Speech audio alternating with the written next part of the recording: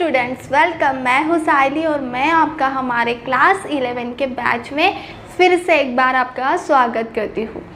Students, हमने अपनी class 11 के फर्स्ट चैप्टर को स्टार्ट कर दिया था और इसमें हमने पिछले लेक्चर में क्या पढ़ा था स्टूडेंट्स? हमने जो हमारे 5 लॉज है केमिकल कॉम्बिनेशंस के, राइट, उसमें के 3 लॉज को कंप्लीट कर लिया था, राइट। आज के इस लेक्चर में हम जो 2 बचे हुए लॉ है उनको कंप्लीट करने वाले हैं। ओके, सो स्टूडेंट्स, जो चौथा वाला जो लॉ है वो लॉ है गे-लुसैक लॉज। ओके, इस लॉ को हम गे-लुसैक लॉ ऑफ कंबाइनिंग वॉल्यूम ऐसे भी बोलते हैं। ओके, नाउ ये जो लॉ हमें दिया था, ये लॉ हमें साइंटिस्ट थे, एक साइंटिस्ट थे जिनका नाम था गे-लुसैक। इन्होंने हमें ये लॉ दिया था। कब दिया था ये लॉ? कब प्रपोज किया था इस लॉ को? इस लॉ को प्रपोज किया था उन्होंने 1808 में। ओके, सो ये थोड़ा सा हाईलाइटेड पॉइंट्स है इसलिए मैं आपको बता रही हूँ। ओके, नाउ ये लॉ क्या कहता है?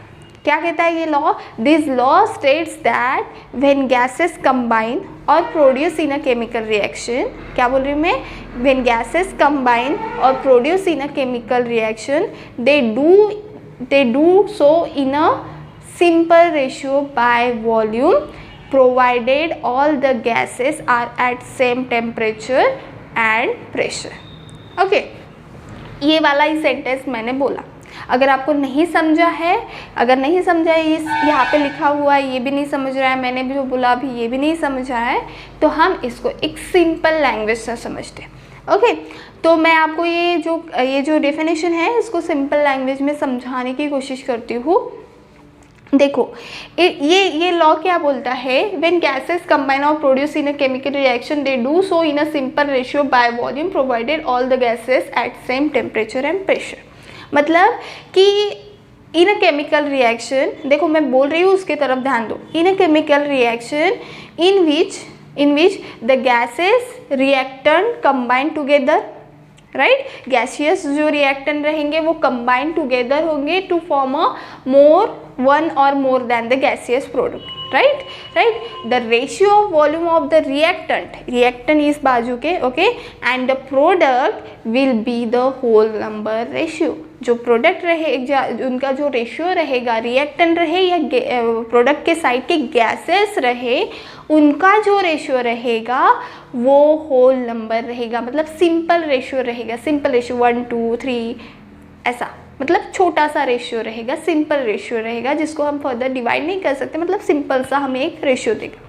ओके, एक एग्जाम्पल को कंसीडर करते हैं। Under same condition of temperature and pressure, law तो यही कहता है, राइट? मान लो अगर हम वाटर को प्रोड्यूस कर रहे हैं, okay, reaction of water consider करिए। क्या होता है? Twice of H2 reacted with O2 to form the twice of H2, right? Means क्या हो रहा है? देखो, stoichiometric ratio is equal to the volume ratio. Okay, so 2 volume of H2 when react with the 1 volume of O2 to give a 2 volume of H2, right? मतलब कि अगर मैं मान लो 100 ml H2 अगर ले रही हूँ तो it combines with the 50 ml of the O2, right? to give कितना वाटर मिलेगा? 100 ml, क्योंकि ये 2 वॉल्यूम में, समझ रहा है ना आपको? Okay, so hydrogen plus oxygen equals to water का रेशियो कैसा होता है? 100 ml 50 ml equals to 100 ml, मतलब 2 वॉल्यूम 1 वॉल्यूम और मिल कितना रहा है? 2 वॉल्यूम। ओके, सो अभी मुझे बताइए, volume of hydrogen and oxygen combine together कितना हो रहा है? Combine 150 combine together to produce water vapour, या फिर वाटर वेपर ही बोलेंगे, वाटर वेपर टू गिव कितना रेशियो, कितना amount of water? 100 ml of water, right? So अभी इसका रेशियो कितना बन रहा है? देखो, 2:1:2, या फिर इससे भी कैलकुलेट करो 2:1:2, राइट? मतलब कितना रेशियो हो रहा है? 2:1:2, मतलब सिंपल रेशियो बन रहा है, होल नंबर्स का सिंपल रेशियो बन रहा है, राइट? यही बात मैं आपको समझाने की कोशिश कर रही हूँ, यही लॉ हमारा कहता है। ओके अगर इस एग्जाम्पल से अगर आपको नहीं समझा है तो फिर से एक एग्जाम्पल लेते हैं। फिर से मैं बोलूँगी under the same condition of the temperature and pressure NH3 बनाना है। चलो N2 reacts with thrice H2 is equals to twice NH3, right. ऐसी रिएक्शन होती है, बैलेंस करते हैं हम रिएक्शन को, राइट। सो हमें क्या मिल रहा है यहाँ पे 1 liter of nitrogen combines with the 3 liter of H2 to produce a 2 liter of the NH3, right. मतलब वॉल्यूम की अगर बात कर रहे थे 1 लीटर 3 लीटर 2 लीटर, मतलब 1 volume of N2 reacted with 3 volume of H2 to give a 2 volume of NH3, right. thus हम कैसे बोलेंगे कि the volume of nitrogen gas and hydrogen gas combine together in a ratio that is 1:3, मतलब 1 liter to 3 liter, and the volume of gas produced is at 2 liter, या फिर हम ऐसे बोलेंगे कि 2 वॉल्यूम, राइट। मतलब अभी रेशियो निकालो आप, जल्दी से रेशियो बताओ मुझे कितना होगा, 1:3:2 हो गया ना, सिंपल रेशियो है ना, सिंपल रेशियो। बहुत बड़े बड़े नंबर्स आ रहे क्या, नहीं आ रहे, राइट। सो ये कहता है हमारा गे-लुसाक लॉ। अभी इस सेंटेंस को पढ़ो, अभी आपको समझ में आएगा, राइट। अभी आपके लिए एक होमवर्क, आप कमेंट्स में मुझे कमेंट्स करके बताओगे H2 + Cl2 equals to twice HCl। मैंने तो रिएक्शन को बैलेंस भी करके दिया, सुन लो एक बार। H2 + Cl2 react with twice HCl, तो ये जो रिएक्शन है इसका रेशियो कितना होगा। ओके सो कमेंट करना ना भूलना। ओके सो ये हो गया हमारा गे-लुसाक लॉ, ठीक है। समझ में आया आप सबको, समझ में आया, ओके। नाउ ये अगर आपको लॉ समझ में आया होगा तो हम हमारे नेक्स्ट लॉ की तरफ मुड़ते हैं। जो हमारा नेक्स्ट लॉ है वो है एवोगैड्रो लॉ। ओके ये जो लॉ था, ये लॉ एक साइंटिस्ट थे जिनका नाम एवोगैड्रो था। अक्सर साइंटिस्ट के नाम पे ही लॉ का नाम होता है ना। सो एवोगैड्रो लॉ ने 1811 में प्रपोज किया था। ओके नाउ इन्होंने क्या बोला था, अपना स्टेटमेंट क्या बोला था, it is quite similar to the Gay-Lussac law. Okay so इन्होंने क्या बोला, equal volume of all the gases at same temperature and pressure contain equal number of molecules. Okay क्या बोला मैंने, equal volume of all the gases at same temperature and pressure contain equal number of molecules. क्या मैं इस sentence को ऐसे बोल सकती हूँ, मतलब इक्वल वॉल्यूम, इसको हाईलाइट करो, इक्वल वॉल्यूम ऑफ गैसेस मतलब volume of gases is directly proportional, same temperature है प्रेशर है, टेम्परेचर और प्रेशर को कांस्टेंट कर दो, एक कुछ रख दो, is equal to the number of molecules. मतलब मैं ऐसे बोल सकती हूँ कि volume of gases is directly proportional to the number of molecules, right, ऐसे बोल सकती हूँ, राइट। और दूसरी बात, मतलब ये तो इस स्टेटमेंट से ये समझ में आया कि volume of the gas is directly proportional to the number of molecule. So हमें पता है स्टूडेंट्स, अभी देखिए हमें पता है 1 मोल मतलब कितने गैस कंटेन, कितने मॉलिक्यूल्स प्रेजेंट होते हैं, 6.023 × 10⁻23 मॉलिक्यूल्स या फिर particle of that gas present होते हैं।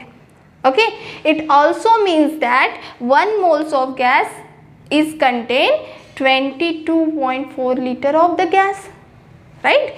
1 मोल मतलब इतने मॉलिक्यूल्स होते हैं, इतने पार्टिकल्स होते हैं, 1 मोल मतलब इतने लीटर में होता है। मतलब मैं ऐसे बोल सकती हूँ कि 22.4 litre of the gas contain 6.023 × 10⁻23 molecules, है ना, वही one and the same thing he बोले। मतलब इतने वॉल्यूम में कितने मॉलिक्यूल्स रहेंगे, इतने मॉलिक्यूल्स रहेंगे, राइट। इसको छोड़ो, अभी ये तो समझ में आ गया होगा। अगर तो मैं आपको एक एग्जांपल बताती हूँ कि if we consider a reaction of, इस रिएक्शन को कंसीडर करिए यहाँ पे, है ना, reaction of H2O। Okay so यहाँ पे हमने कैसे लिया, 2 volume 1 volume 2 volume is equal to 100 ml 50 ml equals to 100 ml। अगर हम बोलते हैं तो हम ऐसे इससे बोल सकते हैं कि 2 volume of H2 reacts with 1 volume of oxygen to give the 2 volume of the H2, right. ये हमें कौन बोल रहा था, हमारा गे-लुसाक लॉ। मैंने पहले भी आपको बताया था कि ये जो एवोगैड्रो लॉ है ये quite similar to the Gay-Lussac law है।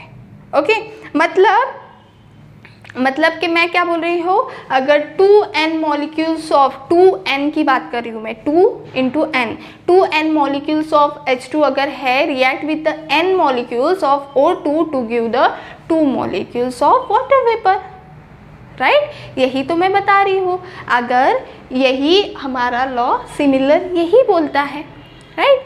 2 molecules reacted with the 1 molecules to give the 2 molecules, right.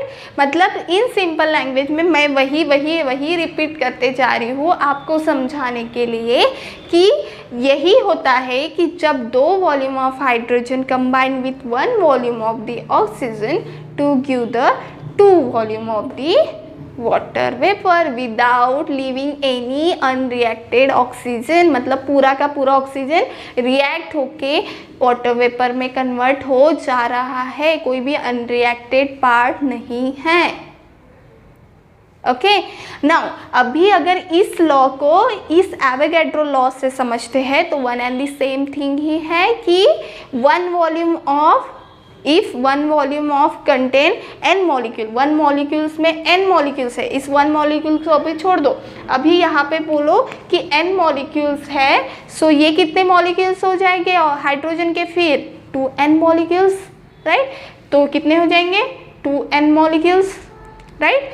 इस गिव राइज टू कितने मॉलिक्यूल्स मिलेंगे 2n, right. One and the same thing he हो गई यार, मैं बस n की n लगा रही हूँ, मतलब आपको समझाने की कोशिश कर रही हूँ कि अगर मैं n के टर्म्स में बात कर रही हूँ कि अगर n मॉलिक्यूल्स ऑफ ऑक्सीजन है, क्योंकि ऑक्सीजन अनरिएक्टेड बिल्कुल भी नहीं रह रहा है, पूरा का पूरा रिएक्ट हो जा रहा है। सो अगर मैं n मॉलिक्यूल्स की बात कर रही हूँ ऑक्सीजन के, तो 2n molecules of H2 react हो गए to give the 2n molecules of water vapour, right. तो यही हमारा ये कहता है, मतलब कि अगर आप इस एग्जाम्पल की तरफ देखो, ये लॉ फटाक से आपको क्लियर हो जाएगा। मतलब कि अगर आप 2 डिफरेंट गैसेस ले रहे हो भले ही, बट उनका अगर वॉल्यूम सेम है, दिख रहा है आपको वॉल्यूम सेम है, यहाँ पे मैंने H2 गैस ली है, यहाँ पे मैंने N2 गैस ली हुई है, राइट। फिर भी अगर वॉल्यूम सेम है, अगर आपने डिफरेंट गैसेस लिए हैं, फिर भी इनके नंबर ऑफ मॉलिक्यूल्स जो रहेंगे वो सेम रहेंगे। मान लो अगर मैं बोलती हूँ यहाँ पे 1 लाख करके 1 लाख अगर पार्टिकल्स है, मॉलिक्यूल्स है, तो यहाँ पे भी 1 लाख ही रहेंगे, समझ रहा है। तो यही कहता है हमारा एवोगैड्रो लॉ, ठीक है। एवोगैड्रो लॉ में बस ये एक स्टेटमेंट को ध्यान में रखिए, that is volume of gases is directly proportional to the number of molecules, okay. भले ही कौन से भी गैसेस रहे वो, बट उनका अगर वॉल्यूम सेम है, ओके, उनका अगर वॉल्यूम सेम है तो it contain number of molecules also same at given same temperature and pressure, इसको मत भूलना, ओके। सो समझ में आया स्टूडेंट्स, आपको ये दोनों लॉ समझ में आए, ओके, समझ में आए। We are done with this all the laws, okay. हमारे 5 जो लॉ है वो कंप्लीट हो गए हैं। सो जाओ जल्दी से, आज का ये लेक्चर अगर आपने देख लिया है तो पिछला वाला भी लेक्चर देख लो, राइट। पहले तो ऐसा करना चाहिए था कि आपको वो पिछला वाला लेक्चर देखना चाहिए था, फिर बाद में ये लेक्चर देखना चाहिए था, बट अभी कोई बात नहीं, अगर आपने नहीं देख लिया है तो we are done with all our 5 laws, okay. So students मिलते हैं नेक्स्ट लेक्चर में नए कंसेप्ट के साथ। Thank you very much, bye bye.